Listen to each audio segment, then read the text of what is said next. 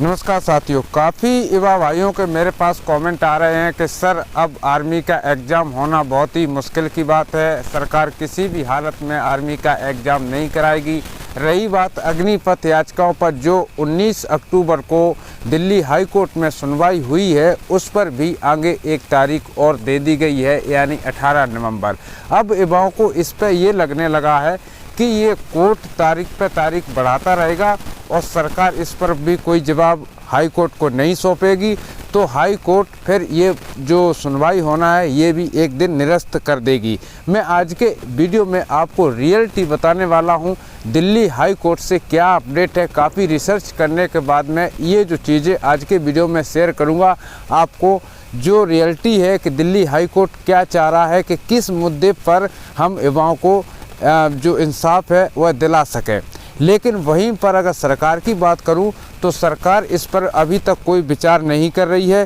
क्या युवाओं को जो अग्निपथ याचिकाओं पर जो RTI RFT पड़ी हुई हैं उन पर कोई सुनवाई करने की इजाज़त सरकार दे या ना दे। लेकिन अब दिल्ली हाई कोर्ट इस पर अवश्य कार्रवाई करने वाला है। जैसे कि आप थोड़े दिन पीछे जाइए, यानी 25 सितंबर को अग्निपथ याचिकाओं पर दिल्ली हाई कोर्ट में जो सुनवाई हुई थी, वहाँ पर एक वकील साहब ने क्लियर कहा था कि हम अगर इस केस में कुछ नहीं होता है तो युवाओं के पक्ष में हम आंदोलन अवश्य करेंगे और युवाओं को कुछ करने की ज़रूरत नहीं है, आप लोग निश्चिंत रहें, हम आपके लिए निरंतर प्रयास करेंगे। और ये जो जंग है युवाओं की नहीं, अब हमारी जंग है, ये एक वकील साहब ने लाइव वीडियो में बताया था, जो कि मैंने अपने इस YouTube चैनल पर भी अपलोड किया था, शायद आप लोगों ने देखा भी होगा। अभी जो लेटेस्ट अपडेट जो निकल के सामने आ रही है वो इस प्रकार है कि जो दिल्ली हाई कोर्ट के वकील है, उन्होंने 31 यानी 31 वकीलों की एक कमेटी बैठाई थी अग्निपथ याचिकाओं पर सुनवाई करने के लिए। तो इसको बारीकी से लिया जाए, लेकिन जो उनकी कमेटी के हाथ अभी तक ऐसा कोई भी मुद्दा हाथ नहीं लगा है कि जिससे वह कार्रवाई आगे बढ़ा सके। सरकार की तरफ से ये बिना सोची समझी अग्निपथ स्कीम पर ऐसा कोई भी व्यक्तिगत लिखा नहीं गया है कि इस स्कीम के तहत युवाओं को ये फैसिलिटी दी जाएंगी। इसकी वजह से हाई कोर्ट कोई भी फैसला नहीं सुना पा रहा है। प्लस पॉइंट इसमें यह है कि जब एक सैनिक को 3 महीने की साल में छुट्टी लागू होती है, वहीं पर अग्निवीर को इसमें 1 साल में 1 महीने की छुट्टी दी जा रही है। जबकि प्राइवेट सेक्टरों में 1 महीने अगर ड्यूटी करता है तो 4 दिन की उसकी छुट्टी लागू होती है, उसी हिसाब से अवकाश दिया जाता है। लेकिन अग्निपथ स्कीम के तहत ये सब कुछ ख़त्म कर दिया, 24 आवर्स काम लिया जाएगा।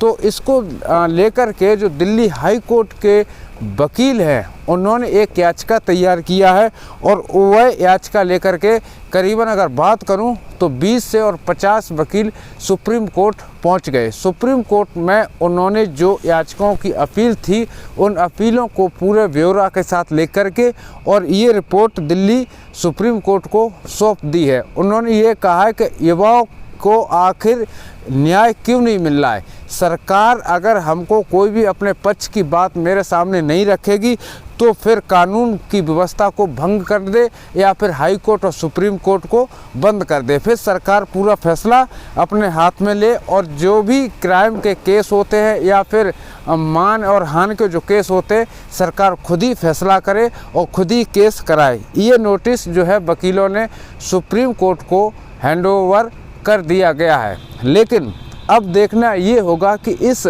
जो रिपोर्ट के आधार पर सुप्रीम कोर्ट क्या एक्शन लेता है।